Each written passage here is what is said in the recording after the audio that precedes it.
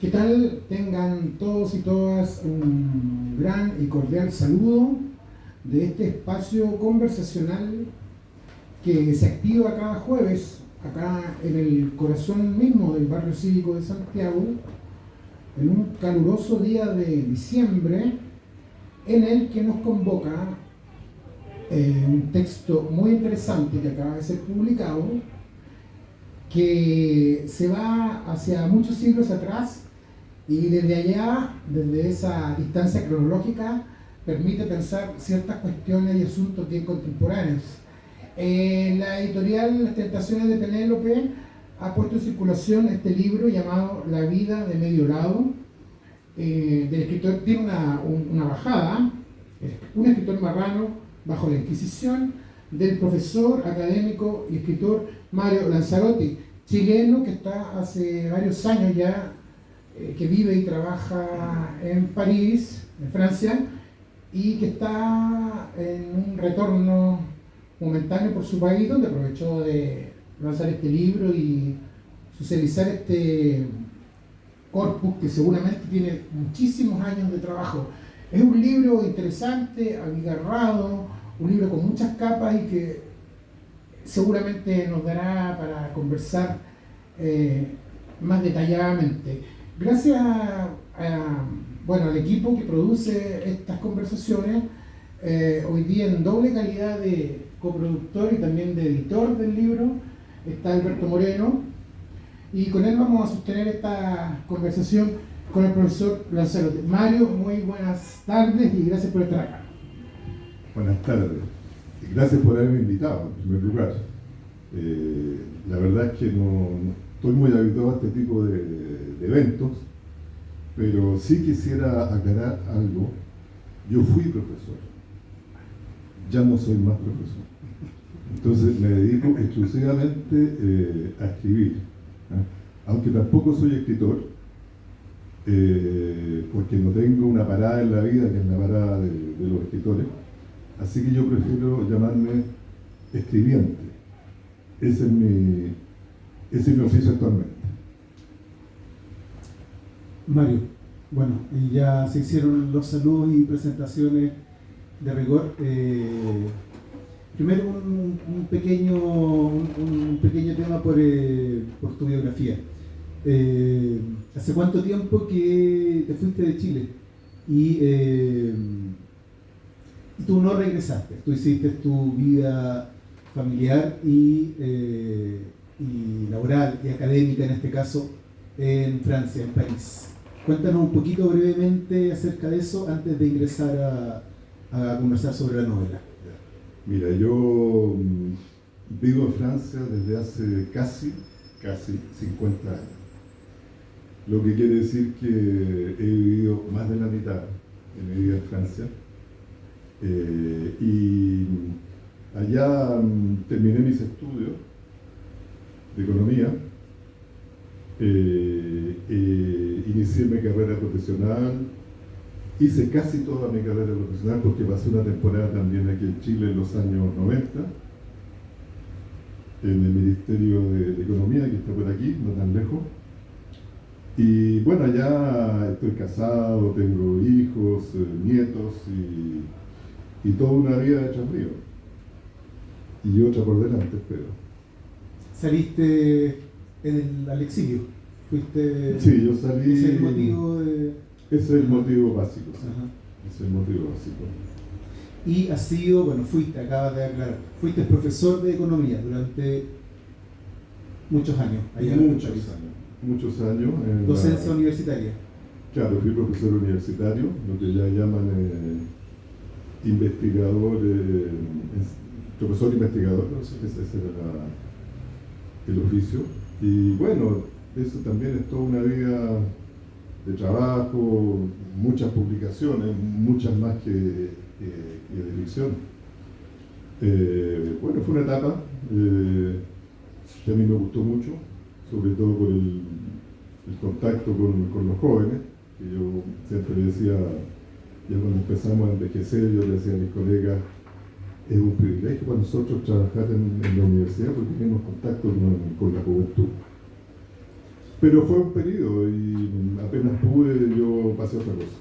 ¿No? Y ahí me dediqué a la escritura, a ser escribiente.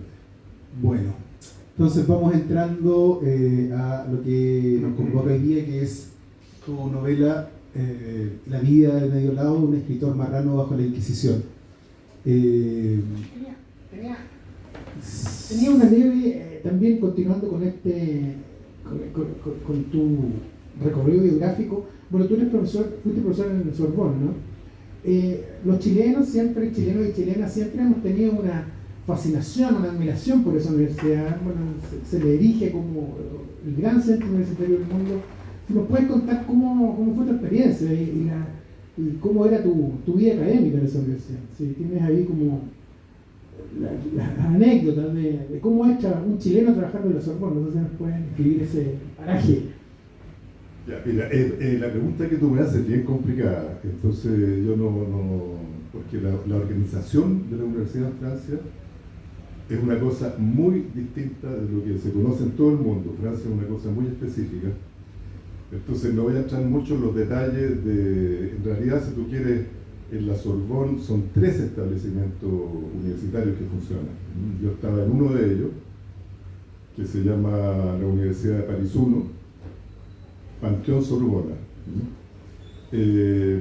Mira, ahí yo hice una carrera como todos los demás, digamos, no tenía nada específico, yo creo, de haber sido extranjero, porque yo terminé mis estudios allá, y luego pasé unos concursos y al final obtuve un puesto. Eso es digamos, el recorrido de todos los profesores investigadores de allá. No hay nada muy específico.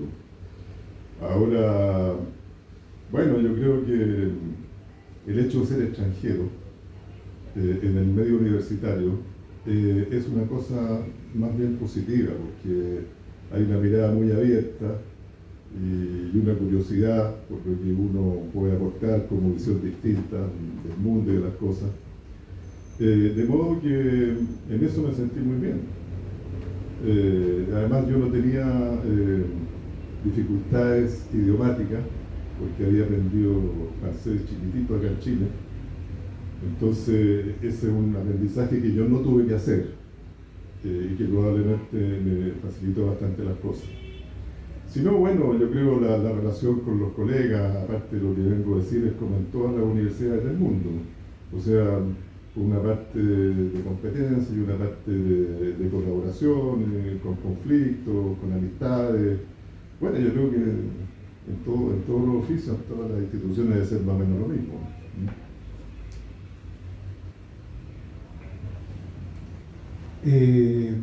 Sobre la novela, ¿en qué momento empiezas a escribir este libro? ¿Hace cuántos años que estás trabajando en esta obra? Y bueno, eso primeramente. ¿Cuánto dura el proceso creativo de La vida de Mediolao? ¿Cuánto tiempo de tu vida abarcó esta obra? Tiempo de mi vida, yo creo que fueron 6 años. Pero la verdad es que no anoté el punto de comienzo. El inicio. Claro.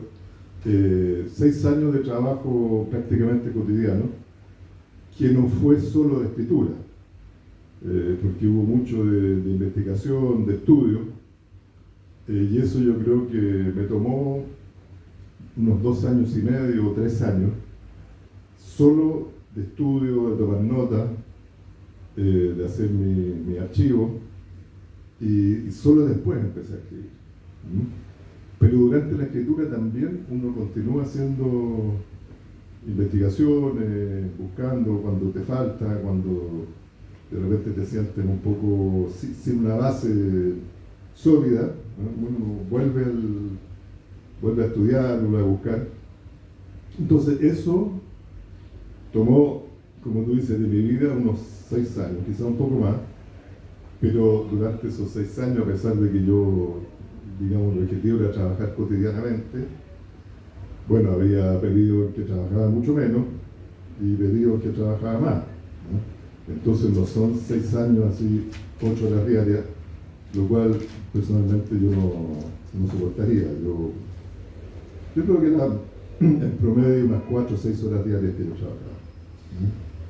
Mario, esta es una obra de ficción. ¿Cómo la definirías tú? ¿Es ficción, no ficción? ¿Es importante hoy en día esa diferenciación cuando se nos presenta una obra? ¿Cómo la defines tú? Otra pregunta complicada, porque yo inicialmente me dije voy a hacer una novela histórica porque está basada en la vida de un personaje que existió, pero a poco de andar me di cuenta que la idea de novela histórica es un poco autocontradictoria. En principio una novela histórica es un texto donde se respeta el contexto de la historia, se cuenta un poco lo que pasó en torno a la trama misma de la novela. Yo eso no lo respeté completamente, ¿no? Por ejemplo, es decir, todo lo que yo digo de la historia pienso que es cierto, por lo menos lo que encontré en los libros que yo leí, pero no me molestó mucho introducir algunos anacronismos, ¿eh? En el sentido de que algunos hechos que en realidad pasaron en un momento yo los hago pasar antes o después, ¿eh? Pero bueno, muy levemente, y eso es porque la trama fictiva me lo exigía o me lo hacía más fácil hacerlo así. Entonces, en el fondo, yo diría que es más novela que otra cosa, pero bueno, corresponde, yo creo, más o menos a lo que se entiende por novela histórica. Pero hay mucha ficción. Hay mucha ficción también. Mucha ficción. Conversando con otro chileno, amigo tuyo, Alex Sisis, actor, tratábamos de abordar la novela, ¿no? Hace poco tiempo. Y él introdujo un concepto muy interesante para la lectura, que decía que toda la primera parte, y estamos hablando de una novela de 600 páginas, un libro extenso, le hablaba de cuando tú vas haciendo el montaje del escenario. Y ambos coincidíamos que efectivamente hay una larga descripción inicial de la historia y de los personajes, y que en el capítulo 9 o 10 de la novela aproximadamente hay un quiebre. Dos observaciones sobre eso, dos preguntas, y de ahí paso el micrófono a Samuel. Yo lo veo como mi lectura. Me parece que incluso se pueden ver hasta dos obras, no diferentes, pero dos etapas claramente diferenciables dentro del libro. Una, justamente esta instalación donde tú nos presentas un escenario histórico, geográfico, y con todos sus personajes y con sus roles claramente definido, muy riguroso, muy didáctico también, y donde se nota tu formación académica, ¿no? Donde se nota la rigurosidad, la claridad en la exposición. Sin embargo, ocurre, desde mi punto de vista, creo que en el capítulo de las ninfas, desde ahí en adelante, la novela tiene como un parteaguas, ¿no? Yo creo que ahí se da paso a otro lenguaje y a otra forma. Creo que de ahí en adelante te gana la ficción novelesca. Creo que de ahí en adelante te gana el oficio novelesco, y uno pasa de una obra muy rigurosa, muy erudita, pero todavía muy inicial quizás, pasa abiertamente ya a un desarrollo muy candente y que toma otro giro. Y junto con la ficción novelesca también cambia tu registro. Y es muy poético también, se vuelve muy teatral y muy poético. Concebiste la obra quizás desde así, de esa forma, con una larga introducción y después un desarrollo de la trama, ¿O es una lectura nuestra como, como lectores? ¿Es una visión nuestra como lectores en este caso? A ver, mira, yo no la concebí así. Es cierto que es necesario, al comenzar, ir instalando el escenario de la novela. Pero mi idea era hacerlo contando al mismo tiempo el cuento. Y esa fue mi intención. Yo he escuchado ese comentario de parte de Alex, pero he escuchado también comentarios distintos de gente que dice que empieza el tiro de la historia, digamos, ¿no?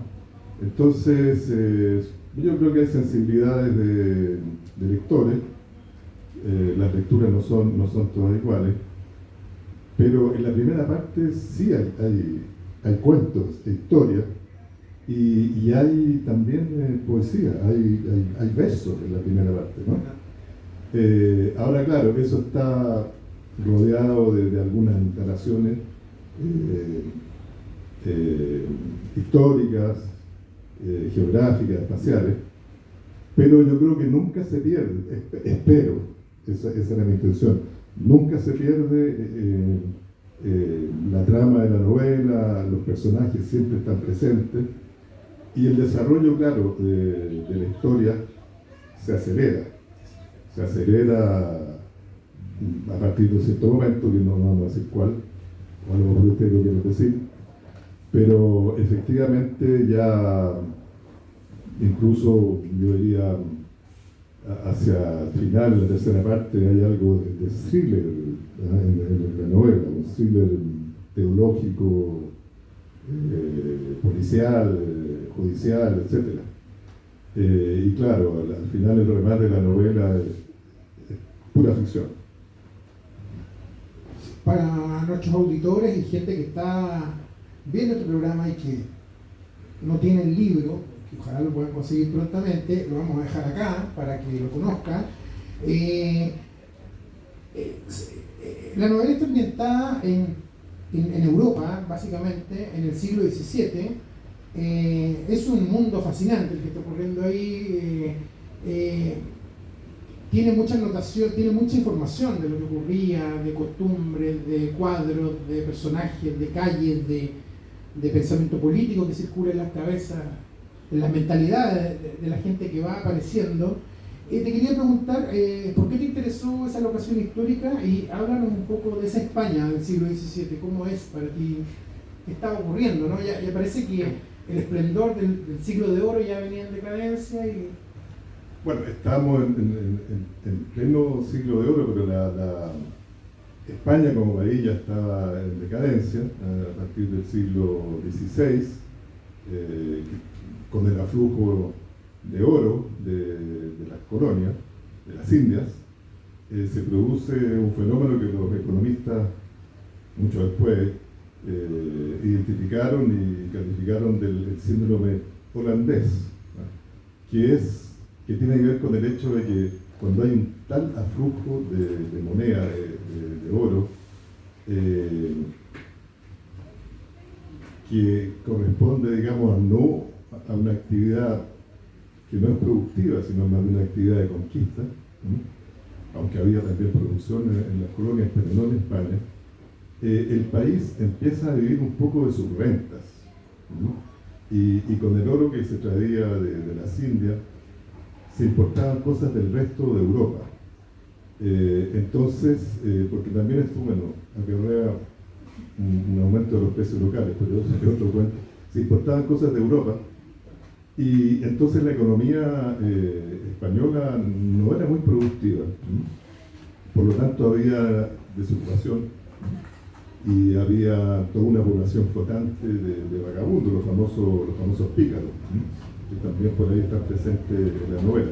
Entonces, claro, España estaba todavía en un momento de gran poderío militar, estaba en guerra en el siglo XVII todavía con buena parte de Europa, ¿no? Con Francia, con las provincias holandesas, con algunos principados germánicos, con Suecia, con Rusia, como dice por ahí Richelieu, España respira la esclavitud de Europa, querían conquistarlo todo. Eso era todavía en el siglo XVII, pero ya venían estas tendencias de fondo decadentes. A mí lo que me interesó fue el tema de la Inquisición, que está avariado al tema del marranismo, es decir, de los judíos que fueron obligados a convertirse al cristianismo para no tener que irse de España y que siguieron practicando su religión de manera clandestina, en la intimidad, y que fueron esos los que eran perseguidos por la Inquisición. Los heréticos perseguidos por la Inquisición era esa gente, los llamados marranos. Esos dos fenómenos, por razones, no sé, filosóficas, morales, a mí me impactan mucho. Y esto vino, yo empecé a buscar un poco sobre la historia de los marranos. Por ahí había leído ya, yo creo que influyó también en mi interés, una excelente novela chilena, ya de los años 60, de Guillermo Blanco, que contaba el caso de un marrano que fue detenido en Concepción, en Chile, y que se lo llevaron a la Inquisición, al Tribunal de la Inquisición en Lima, porque aquí en Chile no había. Y eso fue un caso bien especial, abordado también en otra novela de Marcos Aguinis, un argentino. Bueno, eso ya me había despertado un gran interés. Y cuando yo empecé a pensar en esta, aquí les voy a contar una anécdota, a pensar en trabajar sobre la historia de los marranos, yo pensaba trabajar sobre los marranos que habían vuelto a ser judíos, porque se habían ido de España y de Portugal a Holanda, donde había cierta libertad de culto. En todo caso, los judíos podían ejercer su culto sin ningún problema. Y ese era el fenómeno que quería yo estudiar, la vuelta al judaísmo, qué significaba, cómo había sido. De esa población hacía parte Spinoza, el filósofo, ¿no?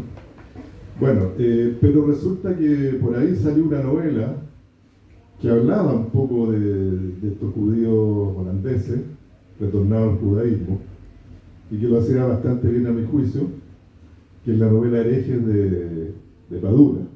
Entonces dije, bueno, ya este tema no voy a poder aportar mucho más yo, y ahí descubrí a este autor español que se llama Antonio Enrique Gómez, que se pensaba que había vivido en Holanda, pero que en realidad nunca vivió en Holanda, y que es un personaje muy interesante por lo que escribió. Era un hombre muy avanzado de ideas políticas para su época.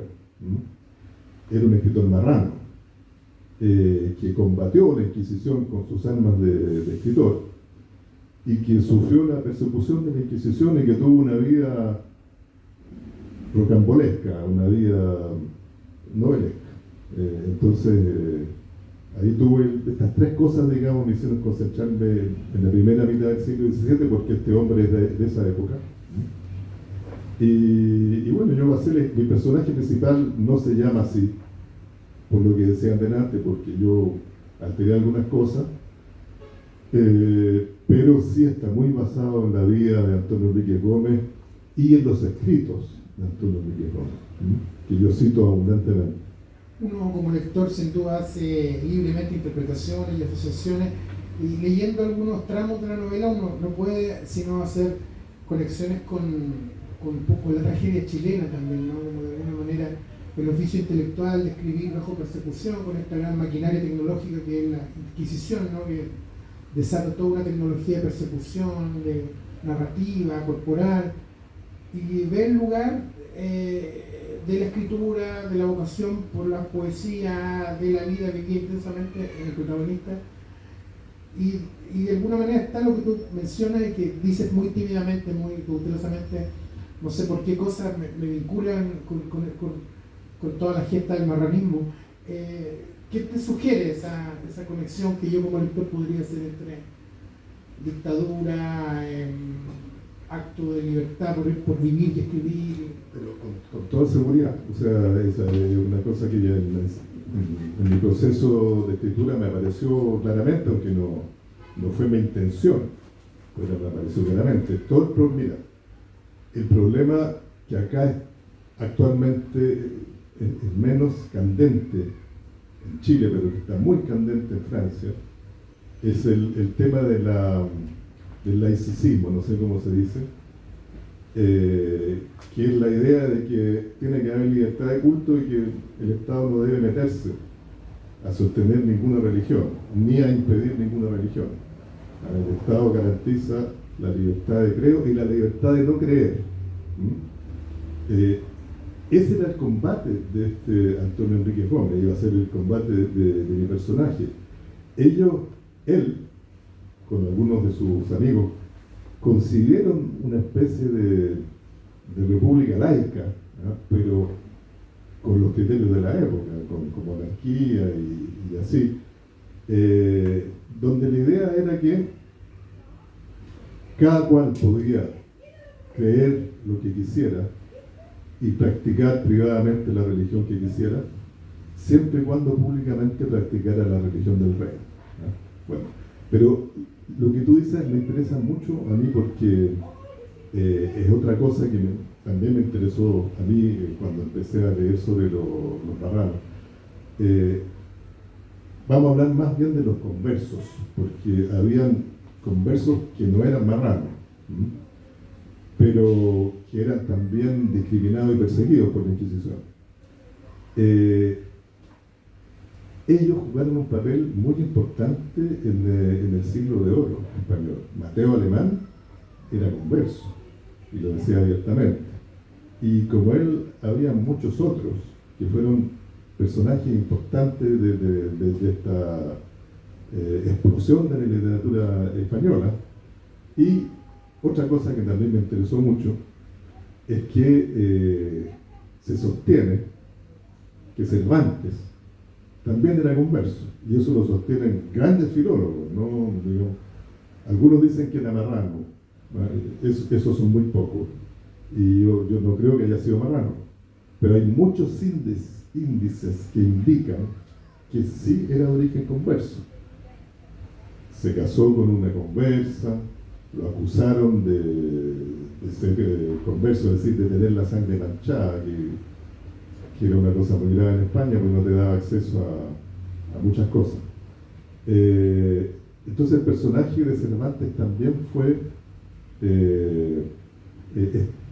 habría, digamos, lo que pasa con los conversos, lo que dicen es que ellos, con esto termino, ellos se expresaban literariamente porque no podían expresarse abiertamente en sus sentimientos y en sus pensamientos. Entonces utilizaban la literatura para expresarse de manera, claro, literaria, no directa.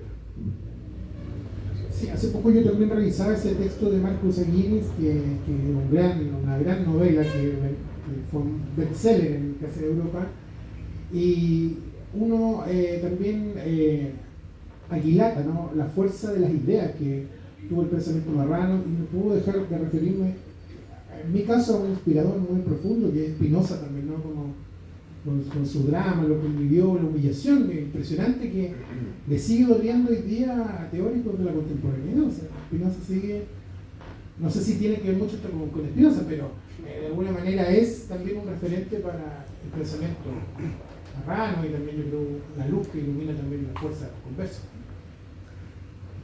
Sí, bueno, Spinoza es un caso emblemático.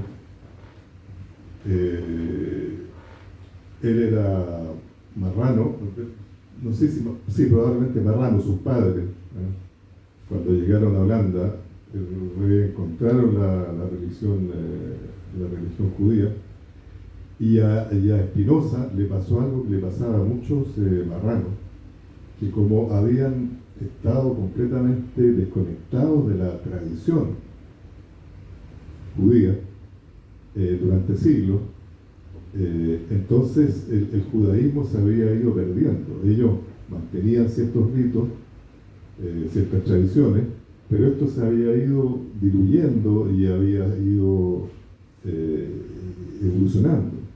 Entonces, por ejemplo, los marranos, cuando estaban en condición de marrano en España o Portugal, no se podía circuncidar.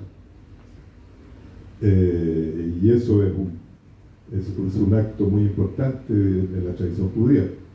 Entonces, cuando llegaban a Holanda, tenían que hacer una especie de profesión de fe, no era exactamente eso, pero más o menos corresponde, de judaísmo, y entraban, digamos, a la comunidad y tenían que someterse a las reglas, y entonces tenían que circuncidarse, por ejemplo.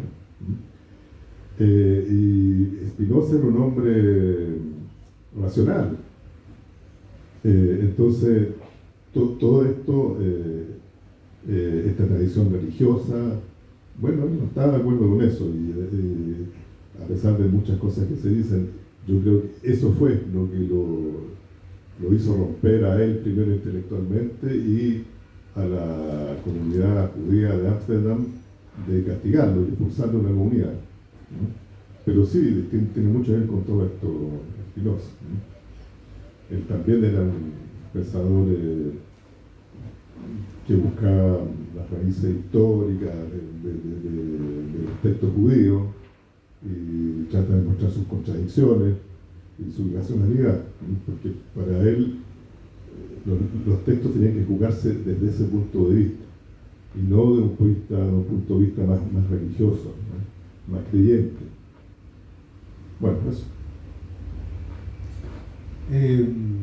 Voy a leer un párrafo que es el texto de presentación que está en la novela, y luego voy a hacer una digresión. Voy a hacer una pregunta que generalmente va al inicio de la conversación. Se han quedado pecados, abrazado él a sus espaldas, mullido en la carne letargada, pero siente que se mueve bajo él y le dice algo que ha estado pensando, que los cuerpos caen todos con la misma violencia. Ella lo hace rodar y se quedan adheridos por un costado. Le sobreviene otro pensamiento parásito. Son Adán y Eva antes de la cirugía divina. ¿Qué dijiste? La voz de la comedianta lo sacude. Que Galileo tenía razón. Lo acabamos de comprobar. Los cuerpos caen con igual violencia. Pero piensa, no le sirvió de nada. La Inquisición tenía ideas propias sobre la caída de los cuerpos. Otra imagen parásita. La perra corriendo tras suyo, rozándole las posaderas con sus caninos infectos. ¿Abjuraría él para salvarse como Galileo? ¿O preferiría terminar abrazado? La comediante se ríe sin comprender y se desprende. Sale unos instantes, pero vuelve y se acuesta de medio lado, pegándosele de nuevo. Él siente su humedad en el muslo, la acaricia. Estos pechos son de mora, dice. Ella vuelve a desprenderse. ¿Qué dices? Digo que son míos. Ella no entiende y entonces él recuerda que ella no es Alonso de Mora. Por ahí empezaron las sospechas, los pechos de la sospecha, diría más tarde el poeta al recordarlo.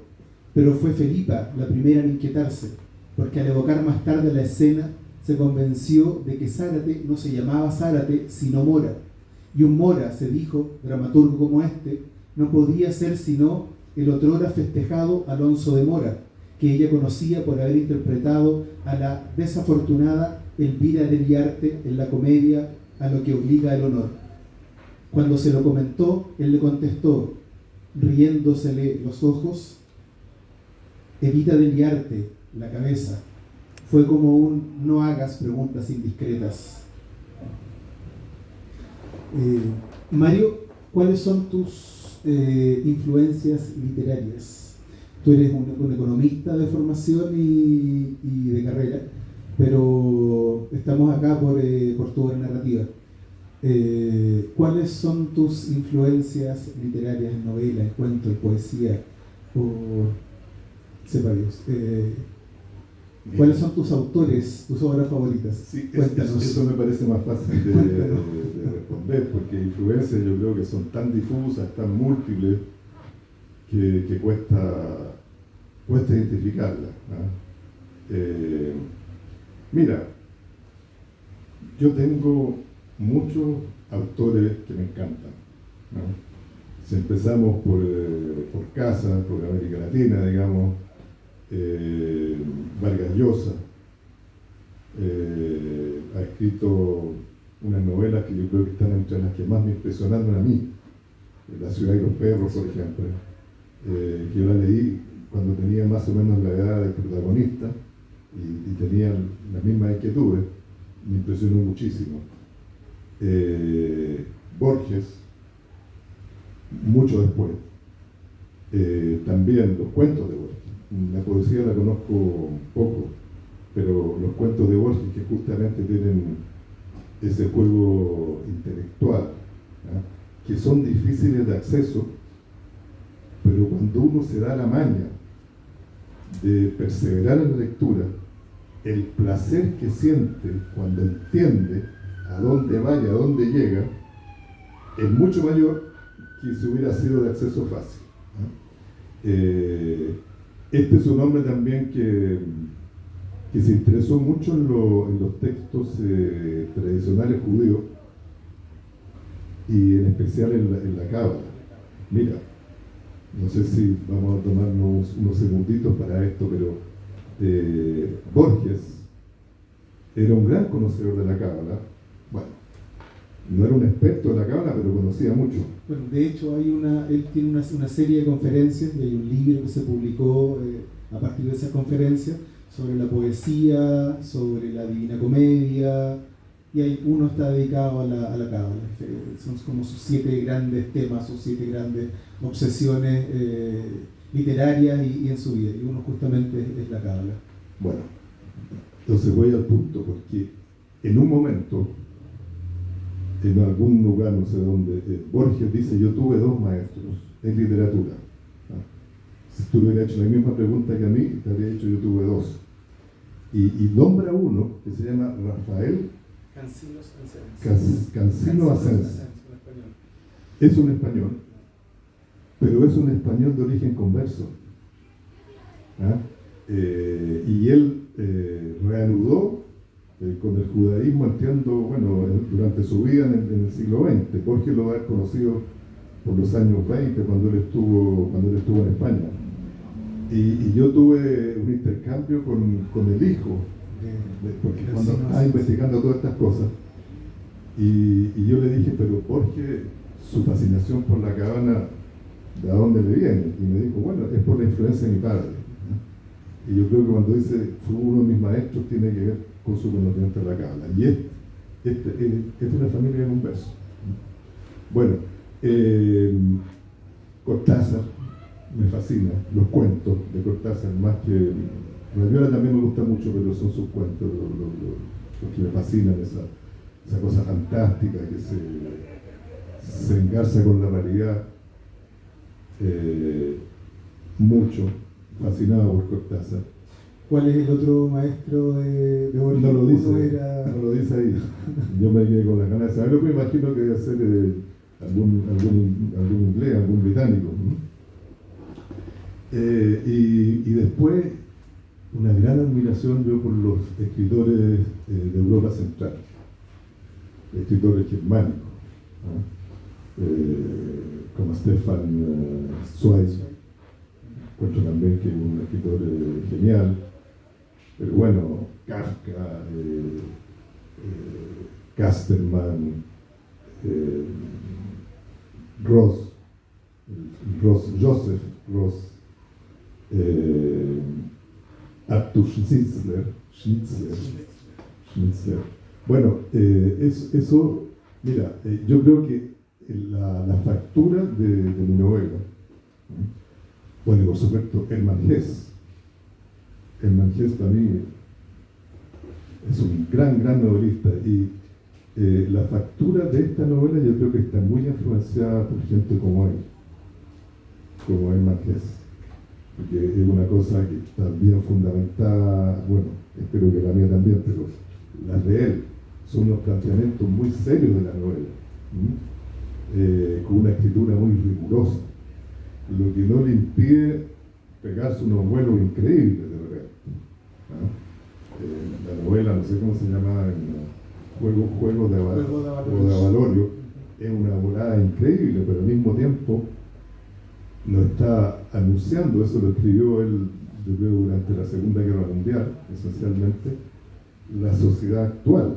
Es decir, esa novela narra la crisis de la sociedad actual y la solución, que es una volada increíble, pero toda esa literatura a mí yo creo que me influenció mucho. ¿Algún autor chileno, poeta, novelista, cuentista, que te haya marcado? Guillermo Blanco, Autor justamente de esta obra, Camisa. claro. Subercasó, Guillermo Subercasó. Subercasó, Subsole, Subtierra. Bueno, y el que más me ha marcado sin duda es Gómez Morel, El Río. Ajá.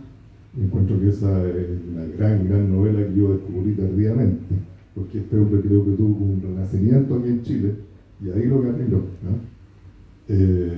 Mucho, y también, bueno, Alberto Legana me encantó.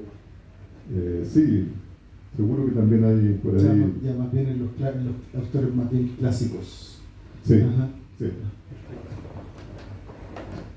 Yo también, a propósito de tu influencia lectora, te quería preguntar sobre un tema que me interesa, porque tú además eres economista, lo contabas, ya has colgado Ya no soy.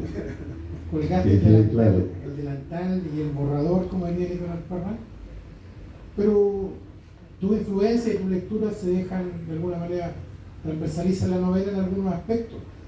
Cuando tú describes el mundo de esa España del siglo XVII, es un tiempo clave para la definición geopolítica del mundo, ¿no? Están los grandes acuerdos que dividen el mundo, los mares, la economía. Tú de alguna manera te paseas por esas cosas, te describes, ¿no? en figuras como el pícaro, como las reuniones que ocurren, hasta de la comida que se describe en la novela. Uno puede leer que está ahí también una taxonomía social y política de cómo es el lugar que tiene la economía en el mundo.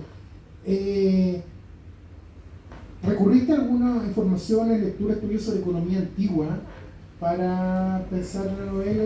Informaciones que te sirvieron para ordenar. Yo, por ejemplo, pensaba en un autor que había estado leyendo hace tiempo, que este pensador árabe, Al-Hatum, que hizo tremendas aportaciones a la división económica del mundo ya mucho antes que Durkheim, mucho antes que Marx. Que en la antigüedad parece que se aloja una información muy poderosa que está ahí flotando de manera muy fuerte. No sé qué piensas tú de... Bueno, la pregunta es eso, ¿no? Si te sirvieron tu conocimiento sobre economía antigua para agarrar un poco la mentalidad. Mira, probablemente. Sí, pensé mucho en un autor de economía que a mí me encanta, que se llama Keynes, que es también muy vapuleado en las últimas décadas, porque él sí analizó el caso español desde el punto de vista económico y los temas de la decadencia del que hablamos antes. Lo que yo te conté lo dice Keynes, ¿no? Pero no leí libros de la época, ¿no? De cómo en la época concebían la economía, qué eran los problemas que se les presentaban a ellos. Eso no leí. Yo creo que si hubo influencia de mi formación previa, es más bien una cosa difusa.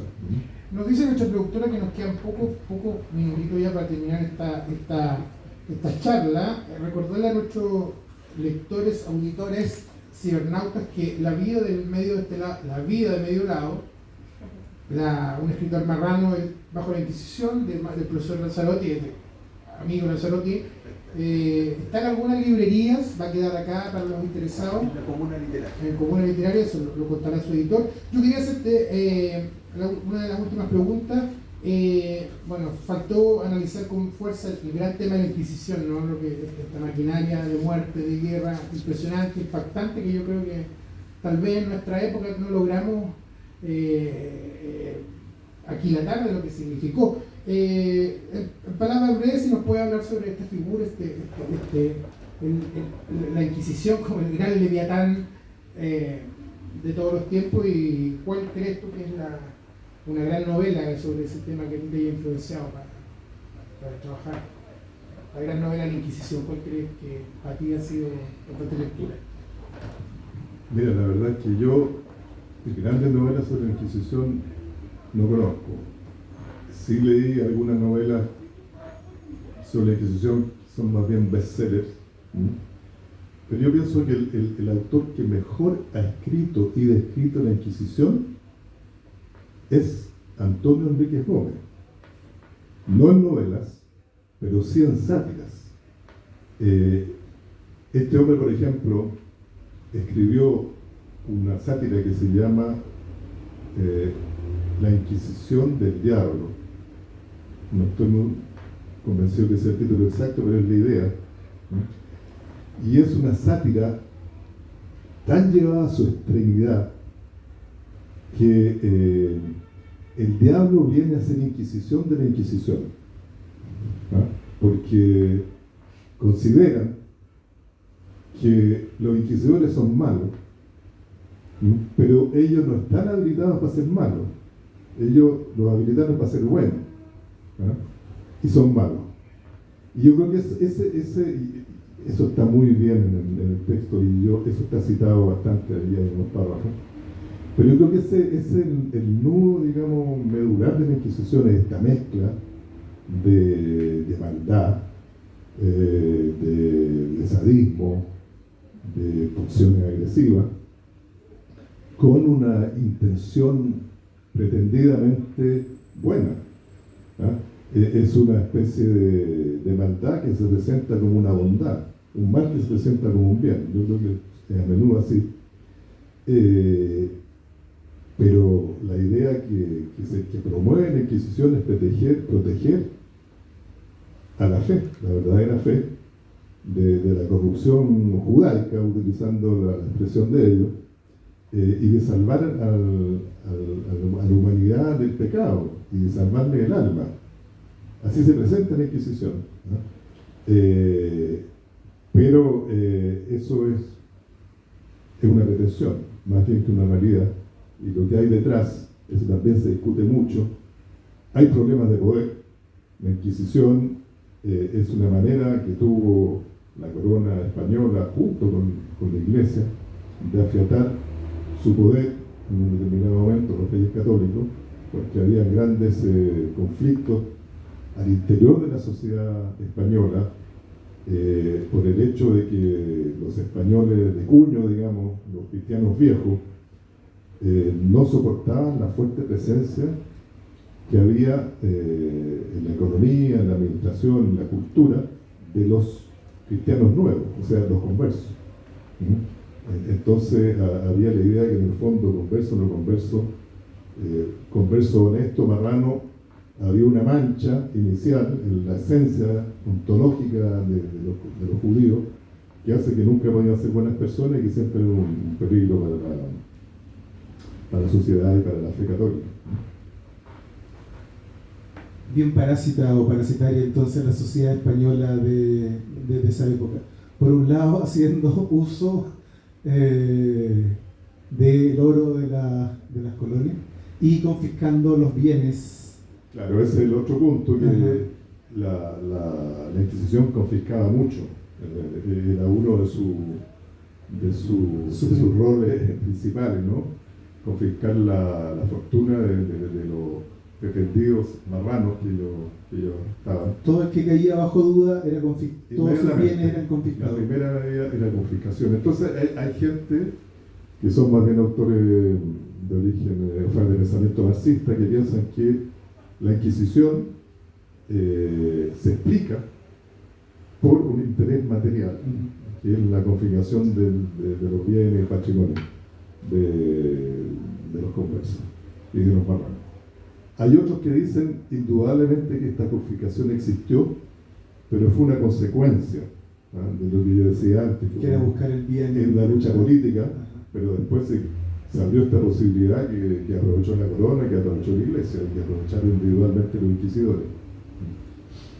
Bueno, para cerrar, Mario, ¿estás trabajando en un libro de cuentos? Mira, tengo varios cuentos escritos. y me gustaría en algún momento darme el tiempo de hacer un libro con ellos, ¿no? Pero bueno, eso está por verse todavía. Estoy escribiendo otra novela, pero en francés. Estás por publicar una novela en francés. Por terminarla, digamos. Terminar. Sí. Bueno, eso, muchas gracias Mario por acompañarnos hoy día en esta jornada en Extremo Centro. También saludar antes de irnos, nos acompaña Carolina Lavé, que ha sido la diseñadora responsable de este libro, que ha tenido muy buena acogida, sobre todo en su parte visual también, que es un bello objeto. Así que queremos saludar a Carolina, que nos acompañó esta tarde en la conversación, que es la responsable del arte, ¿no?, de la materialidad del libro. Gracias, Carolina. La gente que quiera conocer el libro y que ande por Santiago, pase a la biblioteca Mineduc, pídalo y, si puede, por supuesto, adquiéralo, porque se va a encontrar con un material muy interesante. Mario es muy modesto y se toma su tiempo para decir que no tiene tanta fuerza histórica, pero yo creo que el libro sí refiere a muchas cosas. Yo al leer sus páginas me encontré con pensamientos que alguna vez le leía a Rabelais, por ejemplo, ¿no? O sea, leyendo la Edad Media, que es una época que sirve como un espejo muy poderoso para leer la contemporaneidad, o a Gracián, ¿no? Baltasar Gracián también, el juego de la ironía, y cuando uno puede leer ciertos elementos que están muy presentes en la posmodernidad neoliberal que tenemos. Así que yo por lo menos lo gocé mucho, lo disfruté, y te agradezco por la escritura y que puedas venir a entregarlo al país. Gracias a nuestro equipo de producción, gracias a Alberto, nuestros invitados. Nos encontramos en una próxima edición. Bueno, palabras finales, querido. Bueno, muchas gracias por haberme acogido aquí. Espero no haber sido demasiado latero, ¿no? Pero ahí, claro, se me sale un poco esa vena que quiero borrar, que es la vena profesoral, ¿no? Me dio mucho gusto, también me da mucho gusto que esté aquí Carolina Lavé, porque hizo un trabajo precioso, que me lo han señalado todas las personas que han leído el libro. Gracias, Samuel, por haberme invitado a este espacio tan agradable. Gracias a Claudia y gracias también a Alberto Moreno por esta oportunidad que me han dado de hablar de ese libro. De la vida de Sí. Gracias.